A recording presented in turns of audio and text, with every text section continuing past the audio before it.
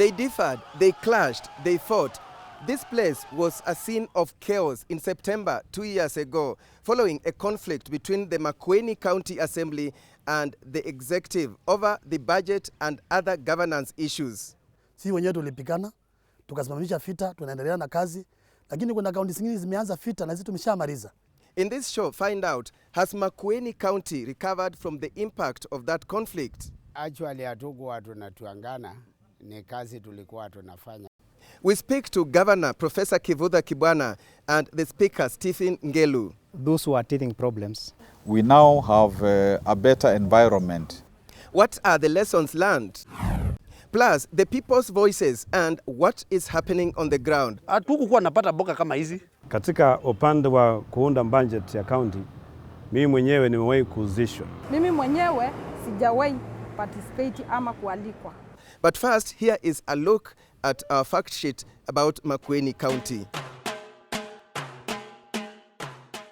Makueni County's population is estimated at 900,000. Its governor is Professor Kivutha Kibwana. The Speaker of the County Assembly is Stephen Ngelu, while the county's senator is Mutula Kilonzo Jr. Being one of the big counties, Makueni County has up to 30 wards. There are 6 constituencies, namely Mbooni, Kilome, Kaiti, Makueni, Kibwezi West, and Kibwezi East. The county borders Taita Taveta to the south, Kajiado County to the west, Kitui to the east, and Machakos to the north. Makueni County lies in the arid and semi-arid zones of the former eastern province of Kenya. After the 2014 chaos that rocked the county, the Makueni County government has managed to roll out community projects in water management like irrigation schemes, dams, and boreholes, to mention but a few.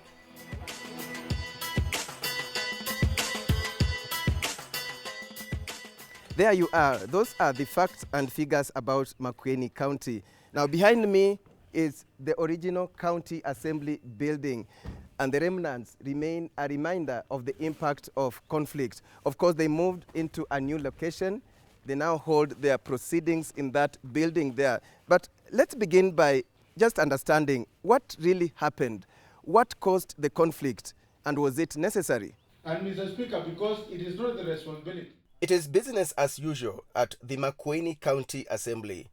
We find a session on, with Speaker Stephen Ngelu chairing the proceedings. The members of this assembly, as well as members of the executive arm of the county, would have been subjected to a fresh election in 2015 had a report by a commission of inquiry led by Mohamed Nyaoga been passed by the Senate. The report that had recommended the dissolution of the county government was rejected by President Uhuru Kenyatta.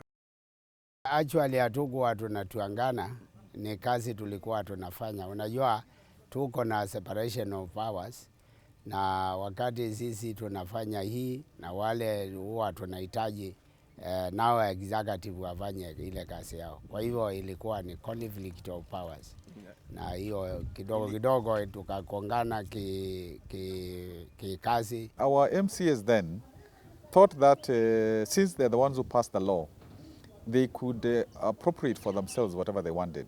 And initially they were saying that they want 1 billion shillings. And we were telling them that the entire budget for 1 million people is about 5 billion shillings. So you cannot have 1 billion shillings to yourselves.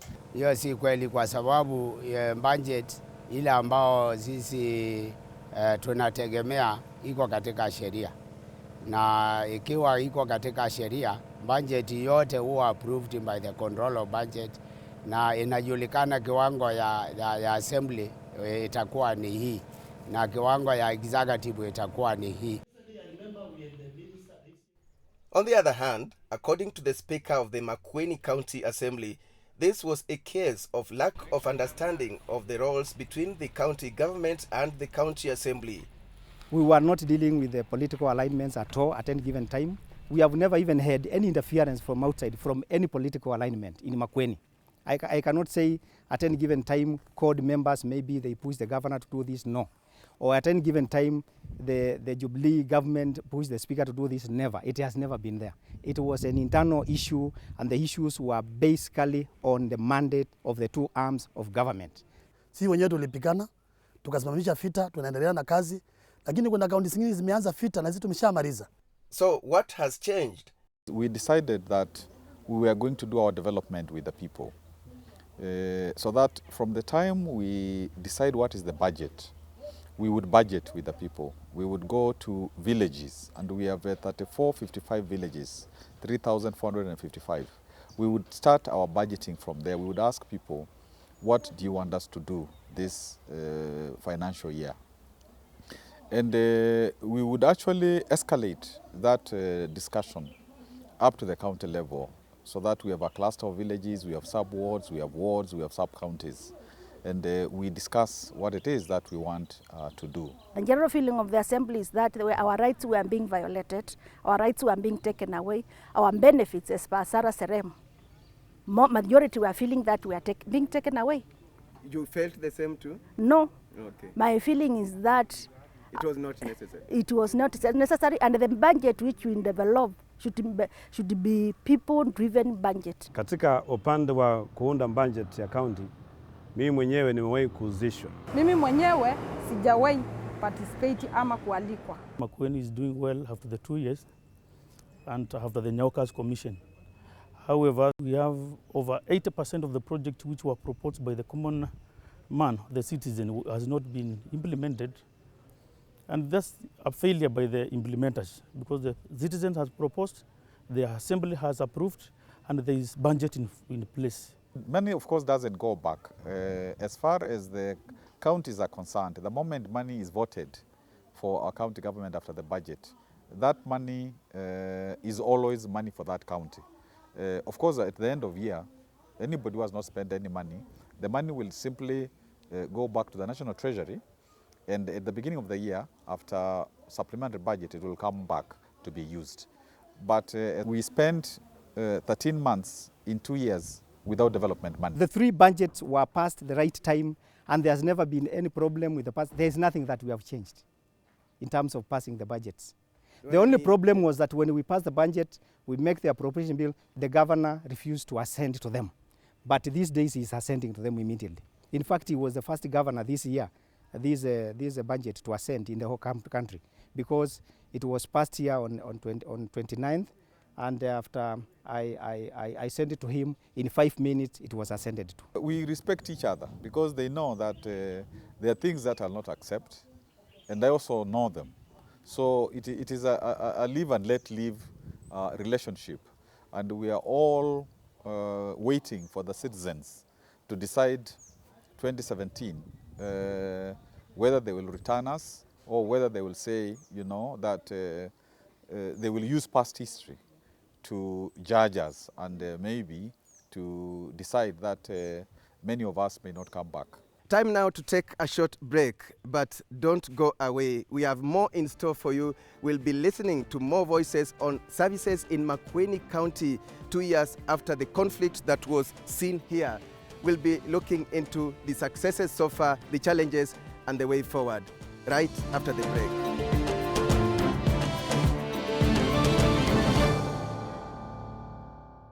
Welcome back, and we are glad you are watching. In this edition, we've pitched tent in Makueni County, a county that witnessed chaos 2 years ago, and services came to a standstill. Why?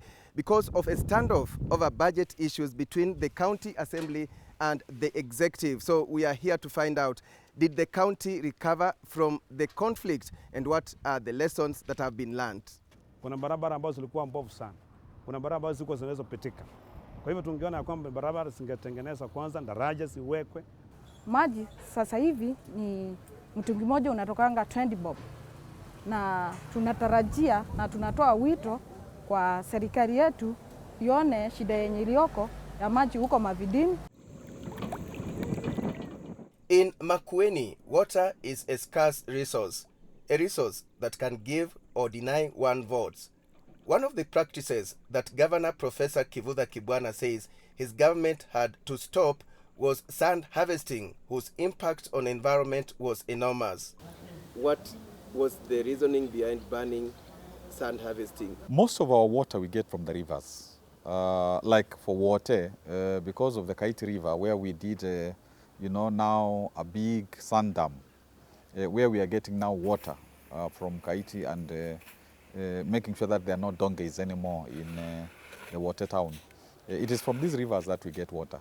And this sand, when it is preserved, we get the water, and this is used for human consumption. It is also used for irrigation especially. Kitambo kabla changarawe haijazuiliwa kuchotwa, maji ilikuwa hakuna.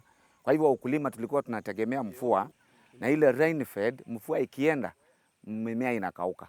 Kwa hivyo tulikuwa hatuna kitu ya kutusaidia, kwa maana mvua huko kwetu ni kidogo. Now, this is Kasikeu ward in Wadhini sublocation. It is one of the areas that have reaped the benefits of the ban on sand harvesting. Because of that ban, they've been able to get enough water, and it's that water that they are using for irrigation in order to improve on their livelihoods. Kuna grupu ziko huku, tumeungana kutoka mbali, tukasema sisi hatutaki habari ya kuuza mchanga. Sasa wakati wale waliuza changarawe hawana maji, lakini sisi ambao tulisuia changarawe yetu tuko na maji na tunalima mboga. Mboga inatusaidia kulipia watoto wetu school fees na inatusaidia tena kula na mahitaji mengine huko nyumbani. According to the governor, at least 150 dams and 96 boreholes have been constructed so far. When it comes to health, is Makueni doing well? In terms of health, we created like over 50 new health facilities. Medicines are very abundant. We don't have a problem of medicines missing. Also employing health personnel, because that's a big challenge. Mambo ya health zahanati zile ambao zingine hata sasa hazina ndawa, zingine hata sasa hazina madaktari. Tungetarajia kwamba zingekuwa zimeanza kujengwa, zimeanza kuwa na ndawa, ndio wananchi wafaidike katika mambo ya health. Jinsi huku kwetu kulivyo, means of transport ni ngumu, na mama kama ana mimba huwa ni ngumu kufika hospitalini. Imetubidi tufikie hii clinic ya mobile, kwa kuwa hii clinic inatupatia kujifungulia mahali popote ambapo wamesikia wewe umezidiwa. Sisi huwa tunafanya camps, si mobile clinic peke yake ya cancer na HIV. Tumeintegrate, tumefanya tumeongeza mambo mengine, hata deworming huwa tunafanya, nutrition pia tunafanya. Kwa hivyo watu ambao wanaweza wakaonekana kwa siku moja ni wengi.